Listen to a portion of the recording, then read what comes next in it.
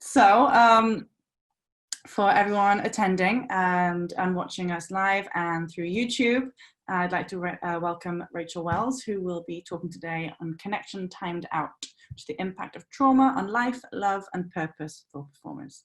So I'm going to hand it over to you now and make you host. And it's all on you. Okay, cool. All right, there we go. All right, hello everyone. My name is Rachael. I am a trauma therapist over in Florida, St. Pete specifically.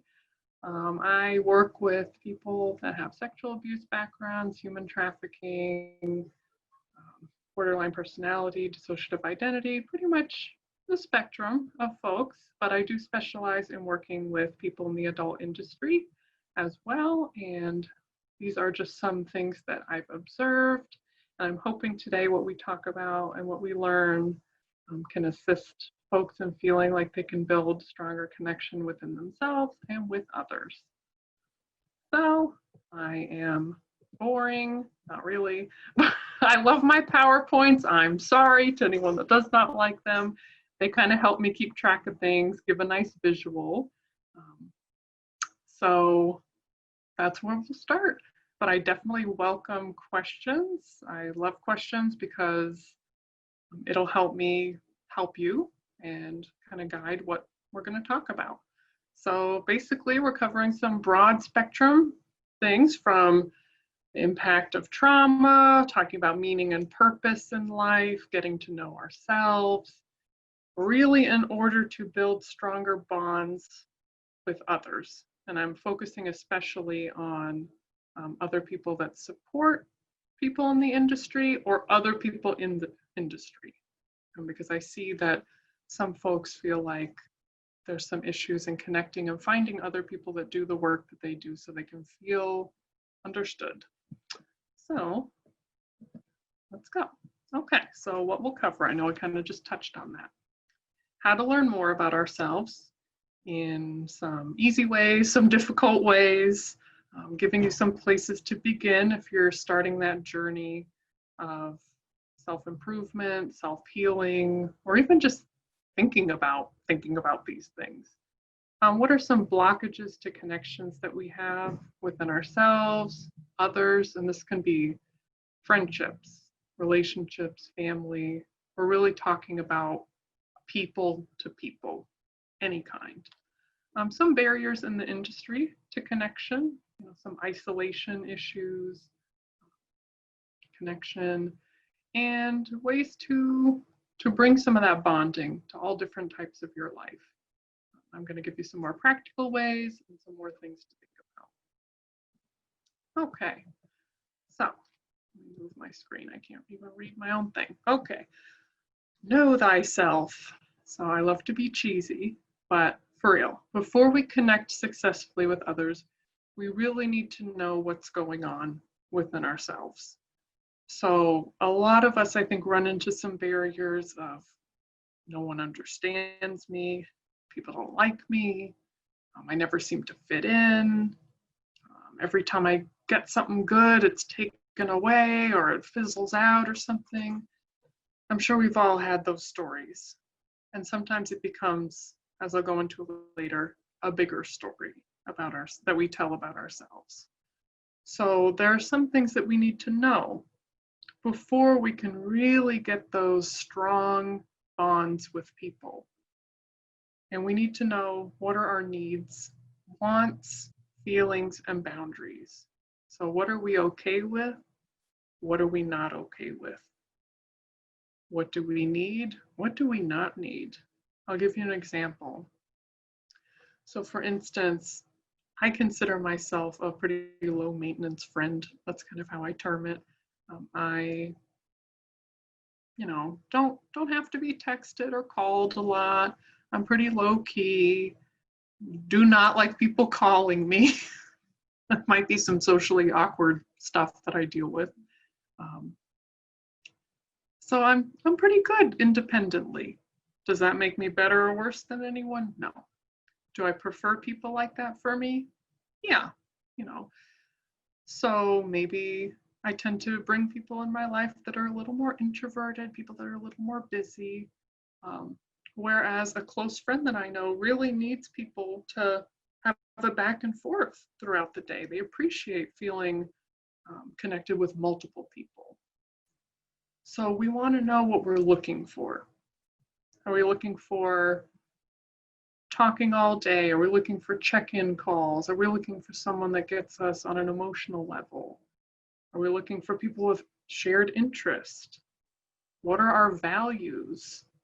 Can we connect with someone who really doesn't think the same way about maybe human rights or family or whatever it is? Or can we be okay with that? Same thing with boundaries. Are we okay with someone calling us at all hours of the night? Are we okay with people emotionally dumping on us and venting? Probably not. So we need to know what's going on within us.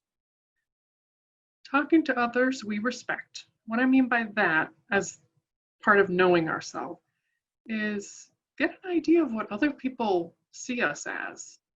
Especially if we have mental health concerns and trauma, we might have a different perception about ourselves, like maybe that there's something wrong with us, we're not good enough, some old pattern or belief kind of talking to us in what I call the little whispery voice in the back of your head. It's kind of whispering not friendly things about us. When we talk to other people that we respect, we can ask them, what do you see about me? What do you value about me? And that can help us figure out how we come across. Someone might say, I see you as really motivated and strong, and we're sitting here thinking that, we're lazy and whatever. This can help us realize what's in here versus what we put out there and trying to get some congruence between the two, if that makes sense. So really taking that inventory. I know I already kind of covered this, but what am I really seeking in a relationship of any type? In my family, friendship groups, or dating and beyond. And what I really want to drive home is, are there patterns that have been pointed out to me? What I mean by that is, have you had friends just say, gosh, you do this all the time, or you always end up with these types of people, or this seems to always be the case for you, or people that are starting to get frustrated, which is sad. But is there anything that we can take from the people that maybe have left our lives, or we've had, some things fizzle out or break down? Maybe they pointed out something real. Maybe not so nicely, but maybe they did point out something real. And I think it's worth looking at some of the inconsistencies in our life. For instance, have I chosen to ignore these patterns that have been pointed out to me? Maybe there is something that we're doing over and over and over again, expecting different results. A big thing, which I know sounds super Freudian and maybe annoying, but I see all the time, and my clients agree, is that most of us are trying to replay childhood. We're trying to gain back some control, typically in more romantic relationships, but sometimes friendships. If we had someone that was absent or emotionally neglectful or abusive, typically we'll seek out similar people in hopes that we can work through that, kind of come over that hump, and it'll be okay. Therefore, we've resolved the issue. But unfortunately, when we seek out these people subconsciously, they're not people that can ever meet those needs for us.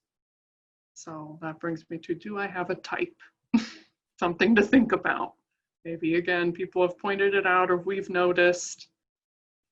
Maybe we don't want to notice. So all that aside, we need to know what's going on in here. So forget it. I have no one and I don't know where to start. Sometimes that's how we feel when we think about, I've really needed to reach out, or God, I didn't answer that text. It's been like a month. They don't want to hear from me anymore. Or You know, a lot of my friendships I've just let fizzle out. It's okay. We always, always, always have somewhere to start, whether it's with people from our past or new people, and we'll go through those processes as we move on. You got this. So what I put here is some of us, or rather many of us, don't actually have blueprints for socializing, connection, reconciliation, forgiveness, and what I call rip and repair. What that means is every relationship is going to have some yuck in it. So that's kind of, if you imagine pulling apart two seams of something, a little rip. But what we're supposed to be able to have is some repair, sewing it up, making it stronger than ever. And maybe that gets ripped and repaired again. Most of us just have open wounds with multiple people in our life, especially those from way in the past and maybe parents. So we don't really know what it looks like to navigate difficulty and discomfort. And we have to remember, discomfort doesn't always equal abuse or being unsafe. Discomfort is just telling us there's something off. And we have to remind ourselves that we can take action and learn how to connect with others and get reconciliation and forgiveness and socialize. Some patterns I've noticed these days is I think most of us are quick to rip people out of our lives, and I understand that. I'm all for, hey, if someone's around and they're not really being a helpful part of your life, or they're doing things that aren't safe, let them go. Let them go. But if there's something just uncomfortable, like, God, this person always makes this stupid comment about my weight or something, that's uncomfortable and not very kind. But is it unsafe? Is it abuse? Some may say yes, some may say no. But I think that's something workable, at least. So part of this journey of learning to connect is learning how to repair and have things repaired with us. Some of us are not very good at being open to accepting forgiveness. So on the other side, maybe we've not done something great. Accepting connection. We're like, I don't deserve it, forget it, I'm moving on. A lot of this is from developmental trauma. Again, those blueprints. Was I able to go up to a parent with a scratch on my knee, have it bandaged up, and be told, all right, you feel okay, you got this, head out and do it? Or was I emotionally neglected? I don't want to hear it. I'll give you something to cry about. You know, I got better things to do. I'm reading a book, I'm watching TV, yeah. Children should be seen, not heard. Okay, well, if that's the case, if any of that's ringing true, any of those statements or anything similar, we might have some attachment issues, which I'll get to. And we might have some developmental trauma, and that's not our fault. Not at all. We can't control what happens to us as children. So let's start with some of the following tools in this pattern of trying to know ourselves. So take some assessments. I know there's some people out there that are probably like, oh God, please. I promise these are actually helpful if we're really feeling like, I don't think I know myself. I don't have an identity. These are some things that will give you somewhere to begin. So I picked these four for very specific reasons. So the Enneagram, if you're not familiar, has a couple of different types of basically personality traits, and it will describe you in a role, like, you know, the helper, the this, the that. And it will give you a little bit more information about maybe the role that you take on in life. And it will usually kind of align you with another type 2. So you'll get to learn a little bit about the mix of you. Really, it's a very unique assessment. And, it's research-based. It's got a lot of good use. Temperament, this one's a little old school. I'm not going to act like it's the most scientific thing there's ever been. Temperament is based on really old theories, but it seems to hold true. So temperament is kind of what we're born with. It's just, how we are. Some kids tend to be rough and rowdy. Some are real quiet readers in the corner. Some are social butterflies, all sorts of stuff. Yeah, some of that is nature and nurture, and some of it's just random. So temperament is just, you can tell a lot of it when there's like an infant. So an infant doesn't really have enough nature and nurture yet to have developed a personality. So temperament comes before personality. So that might be a good way to get a little sense of that. Myers-Briggs, if you've ever heard of INFJ, INTP, all sorts like that, the 4-letter combination, I think most people have heard of it. That's another good one to basically tell if you're introvert, extrovert, feeling, thinking, sensing, judging, and put all together. It gives a pretty well-rounded view of yourself as a person. Like I am INFJ, which unfortunately is the very classic, right on the nose personality type for a therapist. So, and then attachment style. If any, I'd recommend doing these bottom two if you feel like all of this is too much. Attachment style. The website this is from is a therapist who specializes in developmental trauma and attachment, which basically is how you first attach to your parent or guardian. Secure, insecure, anxious, avoidant, which attachment is basically how your needs were met or not met as a child. So were you able to go and get fed, get clothed, get changed in a normal amount of time, or did you often have to wait for responses? Were your emotional needs met, or were you kind of left in timeout, crying? This will give you a really, really good bouncing off point for relationships, because typically this is the big one that you carry throughout your life. So if you tend to be, say, anxious style, you might be the type of person that tends to ask things like, are you mad at me? Is everything okay? Do you feel all right? Are you sure? Are you sure? We're kind of ready to be left at any moment, unfortunately. Avoidant is typically more, not cold, because avoidant people aren't cold people.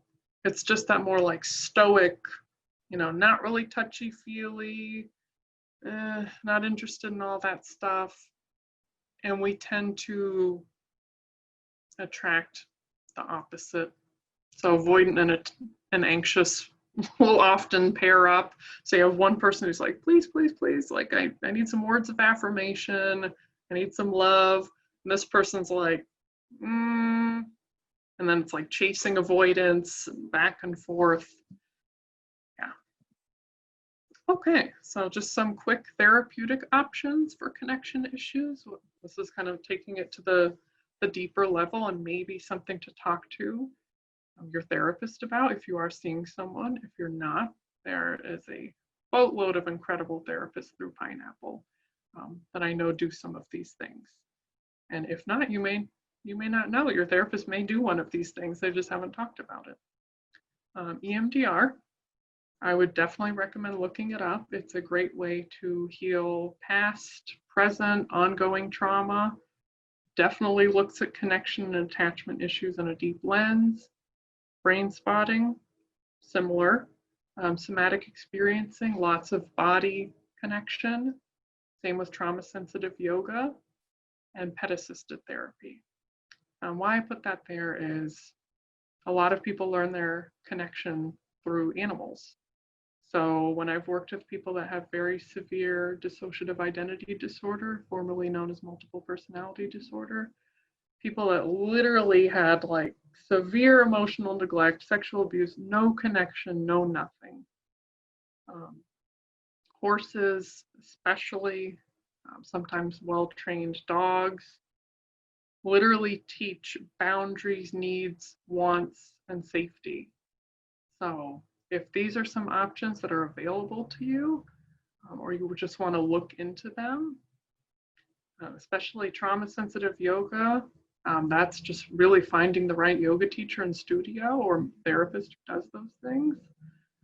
Pet assisted, this may be something you're already working on with your animal if you have an ESA or a service animal. Just things to think about to expand.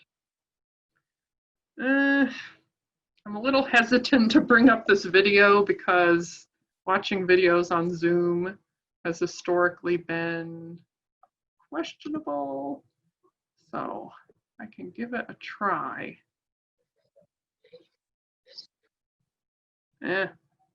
I don't feel good about it. So sorry guys, but if you want to watch this, this is called the still face experiment.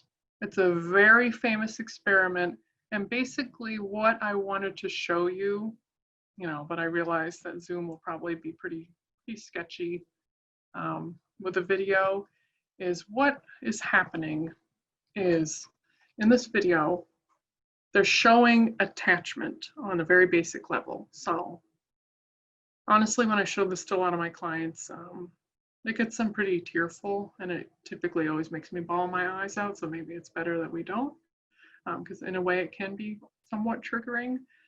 Basically, it's a baby, and the mom comes out, and the mom's playing normal, eye contact, the baby's happy as anything. And then the mom turns, like looks away, kind of almost like acting, gets her face together, comes back, and she looks at the baby like this. Just blank, not angry, just blank. And over the minute or so, the baby starts getting really uncomfortable. They start shouting, squeaking, pointing, which is a bid for attention. Like when kids point, they're hoping that you'll engage with them and look where they're pointing. And after a while, after the baby kind of gets really upset, they just kind of shut down. So why I bring that up is if we've had this developmental trauma, that's just a piece of it.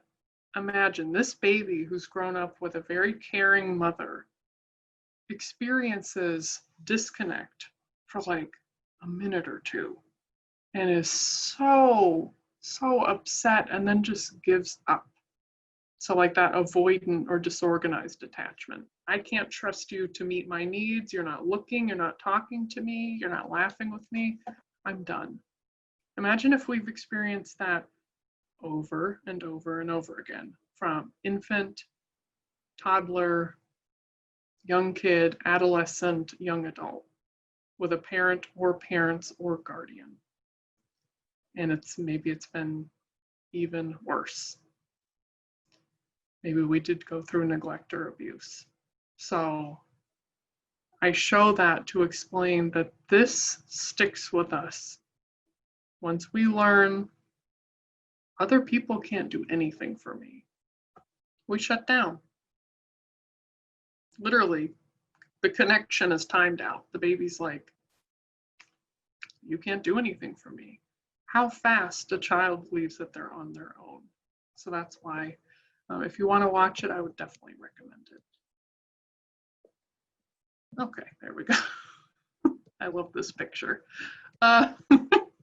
So armed with this new info, so imagine you've gone through, maybe taken some of these assessments, thought about some of these things we're talking about.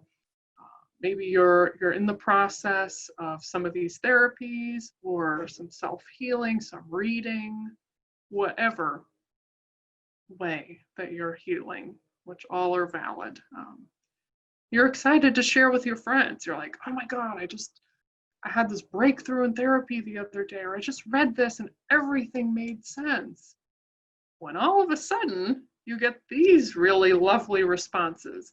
You've changed. You're selfish. You are really bitchy these days. You're not nice to me, but I need you. Thanks a lot. Now I can't, whatever, fill in the blank. anymore, or radio silence.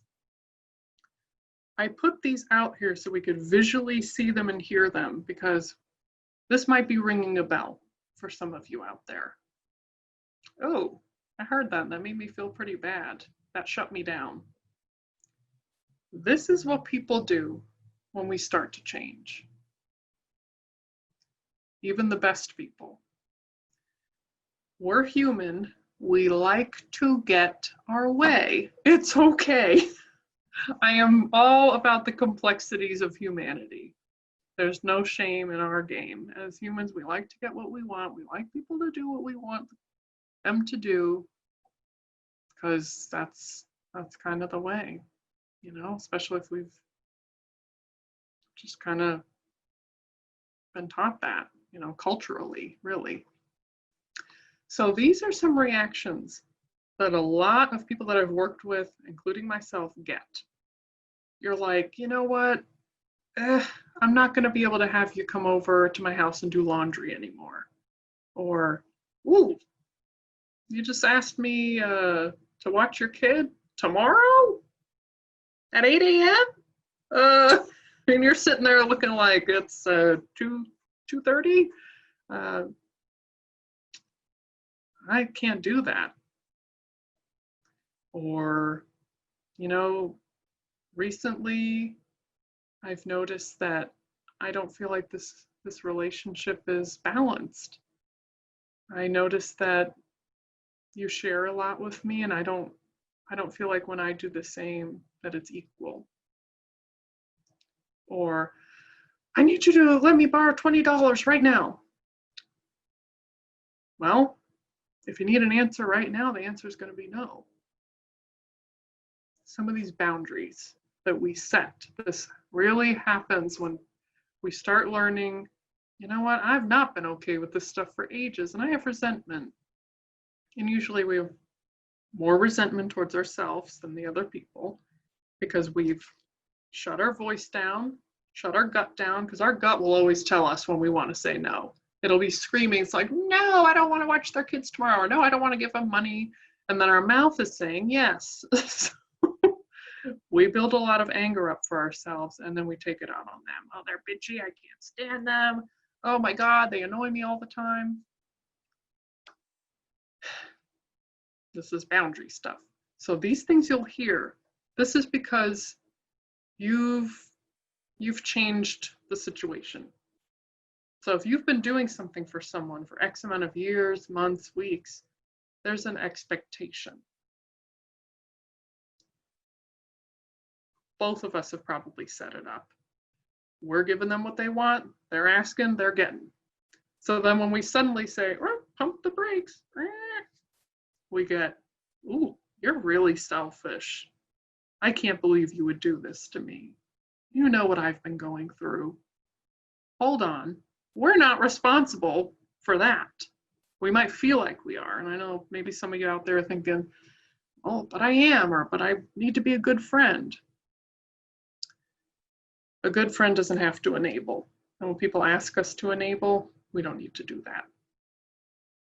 We need to kind of set them free. So we set ourselves free with boundaries and sharing our needs. And if other people can't do that, it might be time to move on. And some people, you go through a rough patch where they're like, you're not being nice to me, I can't stand this. And then they'll go, well, I have been getting free babysitting from you for 3 years, so maybe I should be flexible. Anyways, then comes the purge. It doesn't have to be as scary as it seems. So kind of what I said, guess what? We're humans, we can be jerks. Those tiny comments we just looked at have stopped a lot of potential success and growth. I'm sure we've heard those things. I need you. You can't do this to me. And then we're like, you know what? I'm such a bad person. I can't believe I even thought about doing this to them. Forget it. I got you. Whereas inside, our self-resolve, our self-improvement, our trust in ourselves, our intuition is just deteriorating. That doesn't mean it goes away forever, but in that moment it's deteriorating. Something that I live by, and I'm sorry to use my finger, it seems very tut-tut, but every day we have a choice to disappoint ourselves or someone else. It is literally our duty for it to be disappointing someone else. We're not going to go out of our way to do it. But at the end of the day, we live here. We have to disappoint someone else, and it's going to happen because that's life. Life isn't promised to have no pain, no difficulty, no discomfort. So keep watch for those comments and know that that person, empathy moment, know that that person is saying those things like you're selfish, you're bitchy, you're this, you're that, because they're scared. They're scared that things are changing. But that doesn't mean that they shouldn't and they need to stop us. Because if we're living our lives for other people all the time, it's going to be a hell of a ride. So the purge is natural. We want to be mindful to welcome it. This is kind of what I term it to my clients. I'm like, the purge is literally like I'm setting boundaries, I'm enforcing boundaries, and now I feel like all my friends have dropped off like flies. Thanks, Rachel, you've left me lonely. And I'm like, hold on, do we want these people that don't want the best for us? And then I notice that better people start attracting to their life because their energy changes, what they accept changes. They're teaching others how they want to be treated, and those people start coming in. So the purge is always worth it. So something to ponder is it better to be lonely than to feel lonely when surrounded by others? So this lovely picture, if you can see, says, I hate you, don't leave me. We can often self-sabotage. Codependency. I think more of us are codependent than we think. I feel like these days it's kind of used as a curse word. It's not. We all depend on each other. That's no matter how much we like it or we don't, or we think we don't have to. We're humans. We've got a herd mentality. We like other people, even if it's just this much. So some of us find ourselves codependent. We might kind of, in a weird way, find that, yeah, these friendships suck, or this relationship is awful, I can't stand it. But a little part inside of us is getting something from it. We might be getting what we think is some sort of closure. We might be getting our nice shiny medal of, victim mentality. And I'm not saying that in a derogatory way. This is the more subconscious stuff that we deal with. We might be getting something out of it. I get that chaos that I got when I was a kid. We don't really want that. Our heart doesn't want the chaos, want any abuse or hurt or pain. We don't want that. But there's a part of us that's like, that's normal, so I have to make it work. This is the only language that makes sense to me, is yelling or gaslighting or emotional neglect. And we end up codependent. And it's hard because we really don't know what the other side is. The other side is, okay, you're telling me that there's healthy people and there's balanced relationships and there's friends that have unconditional love for you and don't judge you. Well, I've never heard of that. I've never seen that. Again, that blueprint. So I'm going to stay right here, comfy cozy. Because humans are all about homeostasis. We don't like big change. We just don't. Our brain, I always tell my clients, I'm like, our brains are lazy. It's all good. It's fine.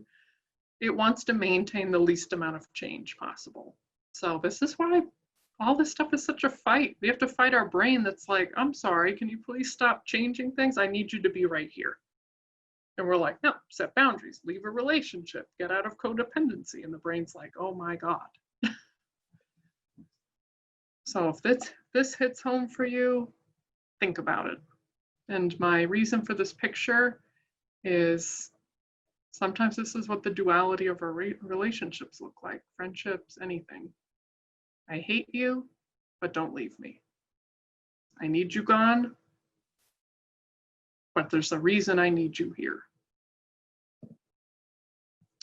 Okay, so some barriers in the industry that I have asked a lot of my clients about what they feel like keeps them from connecting with others generally and others in the industry. And a lot of them, first thing they'll say is competition, which is understandable.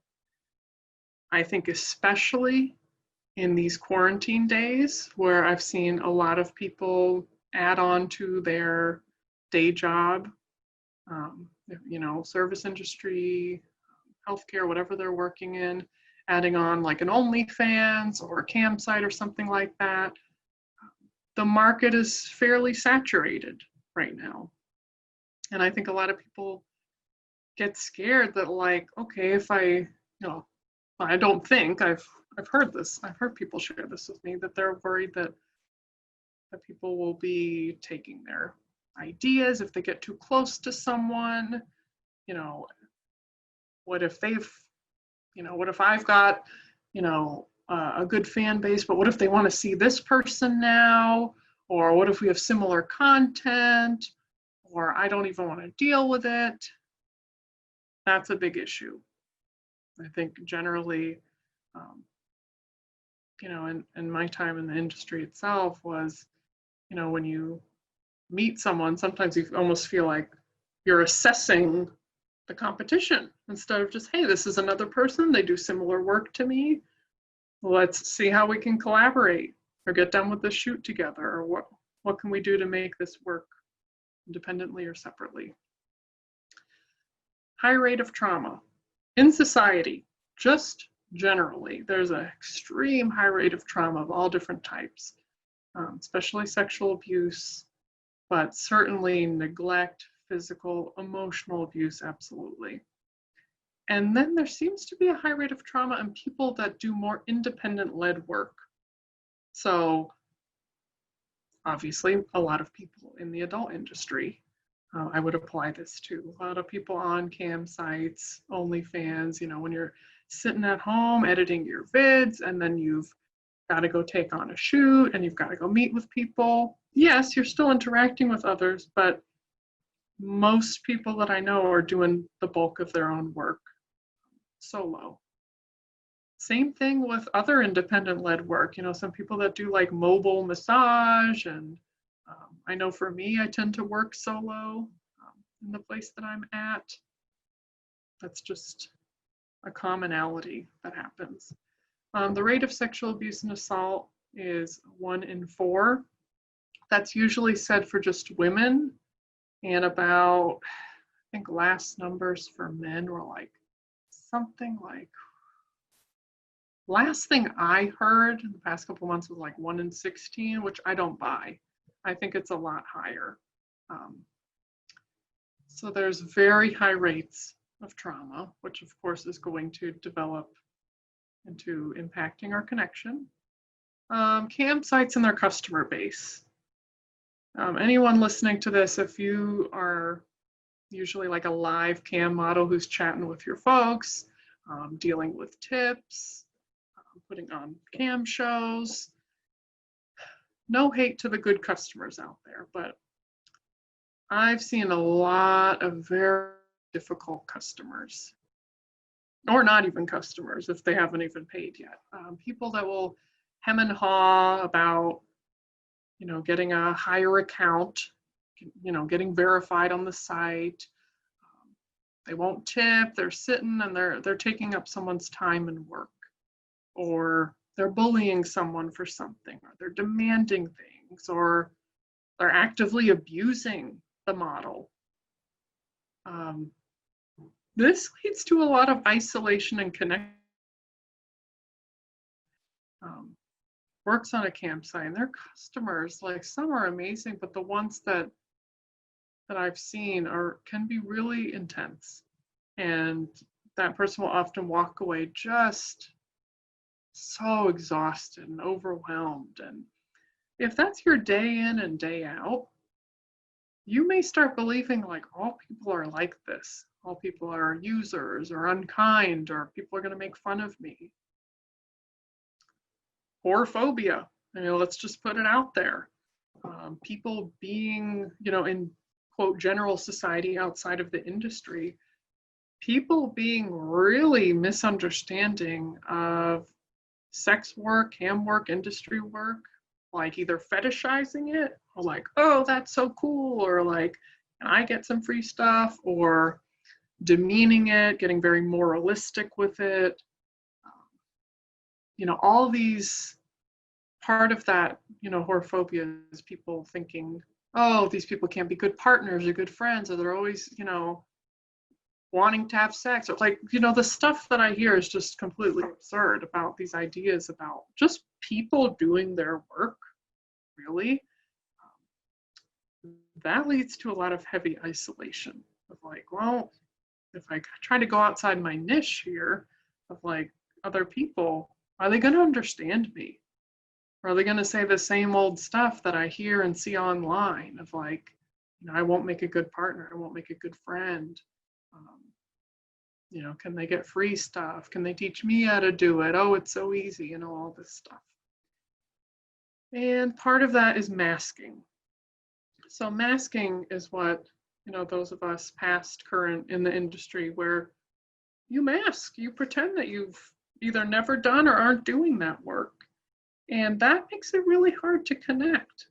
That's not really on us. We're trying to live in a society where people are just not very receptive to this. So we mask. We basically say, oh yeah, one of my favorite jokes is, I'm an accountant, or,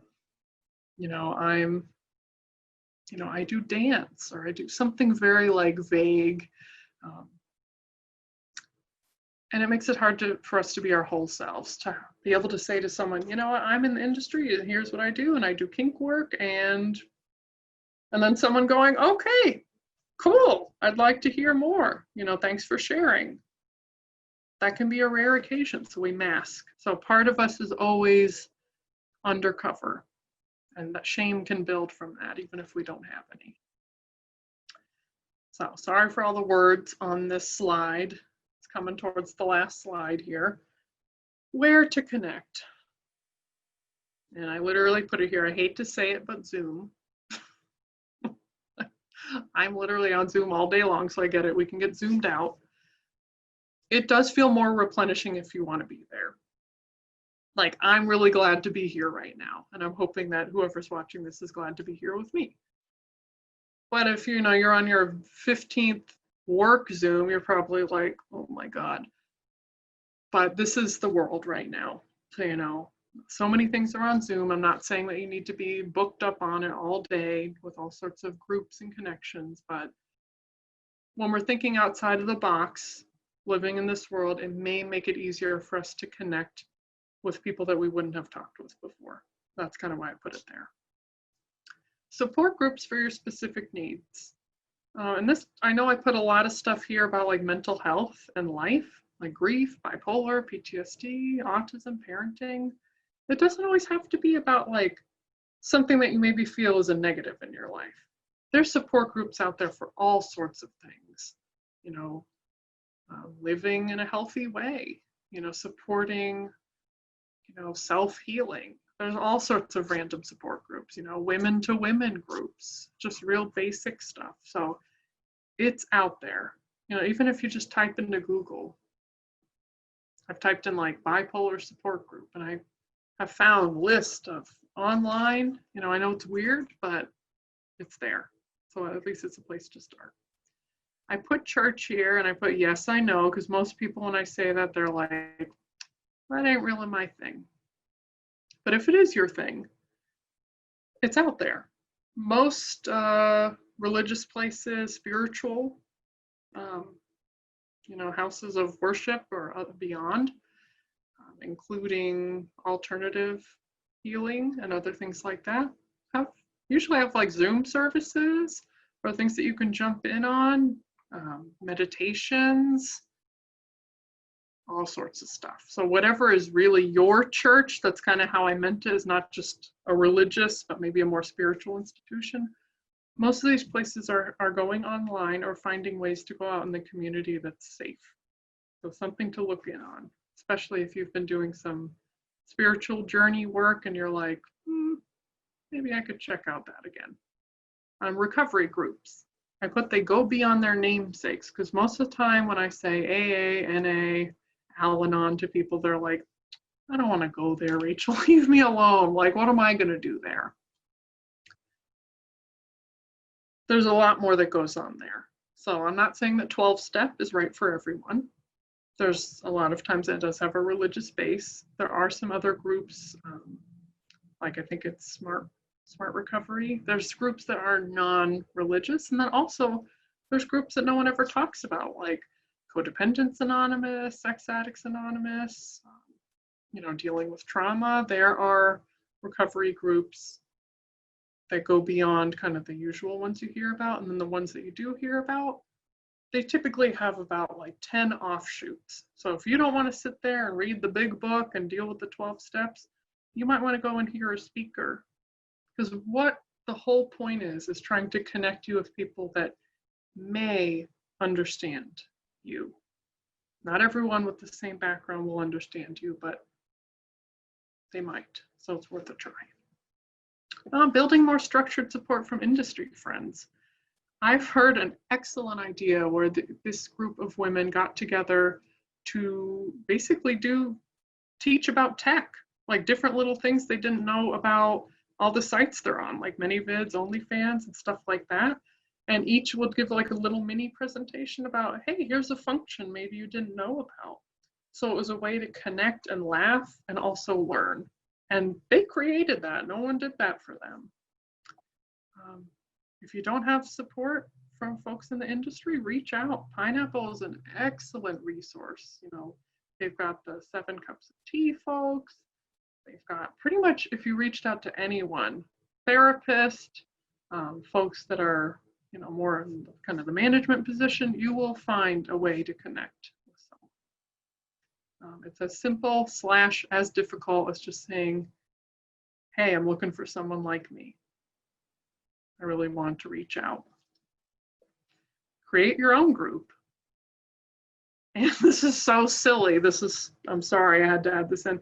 And for God's sake, dance. I didn't put that in to be, a jackass, but I put that in there because dancing and really movement is that way to connect with you. So I'm not just saying it because it's fun, it's cute. It's literally a way to self-regulate your emotions. I have PTSD and I am always dancing. I also am on the autism spectrum, so I'm always just kind of wiggling and dancing around. It's a way to regulate your energy. It's a way to connect. And honestly, one of the biggest therapies for kids that are having trauma is dance and movement therapy. Because a lot of us that have grown up with trauma kind of have that awkward, can't get into the rhythm, can't get into the groove. So dance and movement is a great way to get back in connection with you, your inner child, others, if you do it in a group, online.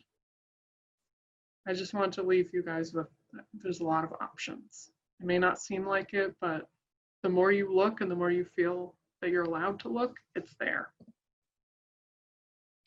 And better days are coming, so hang in there. Hate to be like that inspirational, motivational speaker, but we'll get there. So that is what I have to say. So if anyone has any questions or thoughts, I'm here.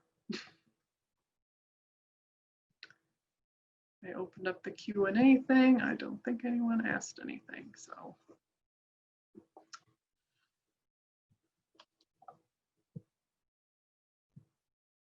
All right, yeah, it looks like we have like 8 minutes-ish. I think Leah, maybe it's on Facebook. I'm not on the Facebook right now, so I can't see what's happening. We are going live on Facebook, but we can end whenever you like if nobody's got any questions. And that was fantastic, by the way. I really, really enjoyed. Thank you. Thank you. Yes.